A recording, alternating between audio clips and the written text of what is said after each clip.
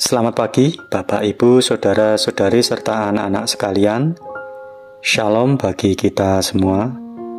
Semoga kehidupan kita senantiasa dinaungi kebahagiaan dan perlindungan dari Tuhan. Pagi ini kita bertemu kembali dalam renungan Satu Hati, Sapaan Tuhan tiap pagi. Sebelum masuk dalam renungan, marilah kita awali dengan berdoa.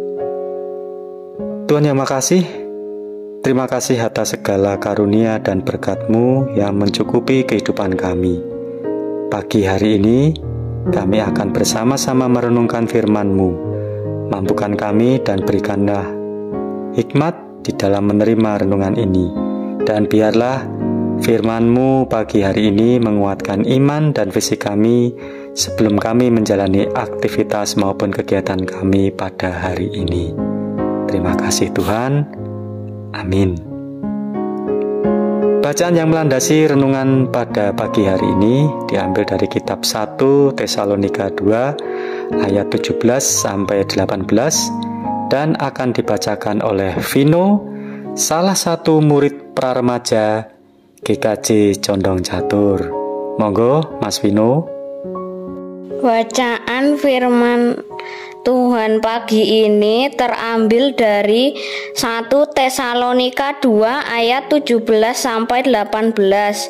Tetapi kami saudara-saudara yang seketika terpisah dari kamu, jauh di mata tetapi tidak jauh di hati, sungguh-sungguh dengan rindu yang besar telah berusaha untuk datang menjenguk kamu, sebab kami telah berniat untuk datang kepada kamu. Aku Paulus malahan lebih dari sekali, tetapi iblis telah mencegah kami. Demikian firman Tuhan. Terima kasih Mas Vino. Tema pada renungan pagi hari ini adalah surat cinta.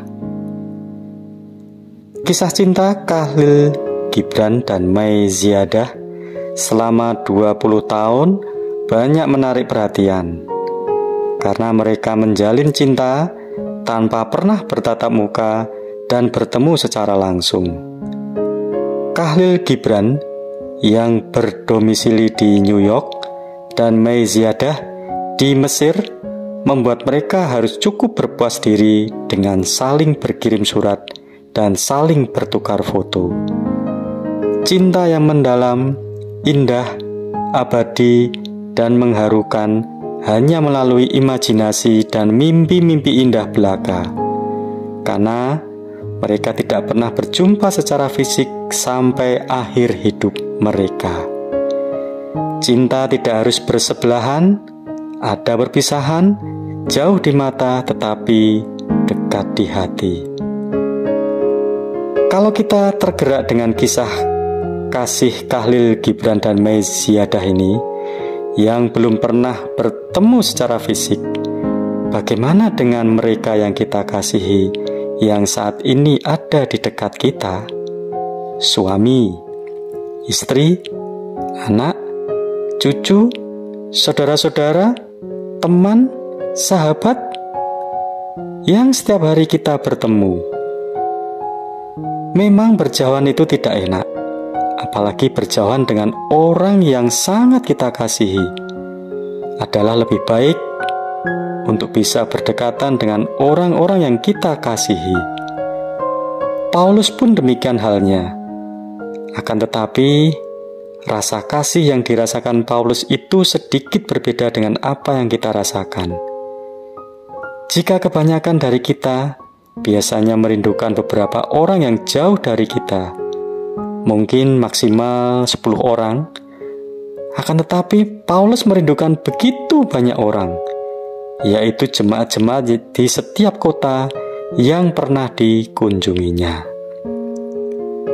Jemaat Tesalonika sendiri mungkin bukan jemaat yang paling dikasihi Paulus, tetapi jemaat Tesalonika adalah salah satu dari jemaat yang didirikan sendiri oleh Paulus. Paulus hanya sebentar saja berada di Tesalonika dan harus pergi ke daerah lain untuk meneruskan pelayanannya. Itulah mengapa dalam suratnya kepada jemaat di Tesalonika, Paulus mengatakan bahwa walaupun Paulus seketika terpisah dengan mereka, yaitu jauh di mata, akan tetapi mereka selalu dekat di hati. Bahkan Paulus sendiri mengatakan bahwa ia sangat rindu untuk ingin bertemu kembali dengan jemaat Tesalonika dan telah berusaha untuk datang menjenguk mereka. Keinginan Paulus ini sangat kuat. Bahkan ia sudah beberapa kali berniat untuk datang ke Tesalonika. Tetapi iblis selalu mencegah Paulus untuk datang. Rasa kasih dan rindu ini memang tidak datang begitu saja. Ada suatu chemistry antara Paulus dengan jemaat-jemaat yang dilayaninya. Bagi Paulus, jemaat-jemaat Tuhan adalah pengharapan dan sukacita bagi Paulus. Mereka adalah mahkota kemegahan bagi Paulus ketika Tuhan Yesus datang untuk yang kedua kalinya. Bagaimana tidak? Ketika Tuhan Yesus datang untuk kedua kalinya, sebenarnya hanya ada dua pertanyaan inti yang diajukan Tuhan kepada kita. Pertama, apakah kita sudah percaya kepada Tuhan Yesus? Dan yang kedua, apa yang sudah kita lakukan bagi Tuhan Yesus? Berbahagialah orang-orang seperti Paulus, karena mereka akan mampu menjawab pertanyaan kedua dengan kepala yang tegak. Karena mereka memiliki bukti nyata, yaitu jemaat-jemaat yang telah mereka layani. Merekalah kemuliaan dan sukacita bagi Paulus di hadapan Tuhan. Mungkin saat ini ada di antara kita yang merindukan keluarga kita, kekasih kita, atau teman dekat kita. Itu tidak salah. Akan tetapi, alangkah baiknya jika kita juga merindukan orang-orang yang kita dahulu pernah kita layani, atau merindukan para pemimpin rohani kita. Bukan tanpa alasan kita merindukan mereka, karena kita pun harus selalu mendoakan mereka, karena merekalah sukacita bagi kita di hadapan Tuhan. Walaupun kita harus berjauhan secara jarak, tetapi doa mampu menembus segala jarak dan membuat kita yang jauh menjadi dekat.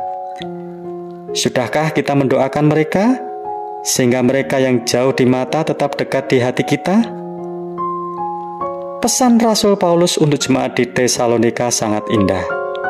Kiranya Tuhan menjadikan kamu bertambah-tambah dan berkelimpahan dalam kasih seseorang terhadap yang lain dan terhadap semua orang. Tuhan memberkati kita semua. Amin. Mari kita tutup renungan pagi ini dengan berdoa. Terima kasih Tuhan atas penyertaan-Mu di dalam kami merenungkan firman-Mu hari ini. Mampukan kami untuk senantiasa merindukan siapapun yang pernah kami layani, karena merekalah sukacita bagi kami di hadapan Tuhan. Selepas ini, kami akan melaksanakan kegiatan kami sehari-hari Tuhan. Iringi dan pimpin kami, agar semua kegiatan kami penuh berkah dan anugerah. Terima kasih Tuhan. Amin.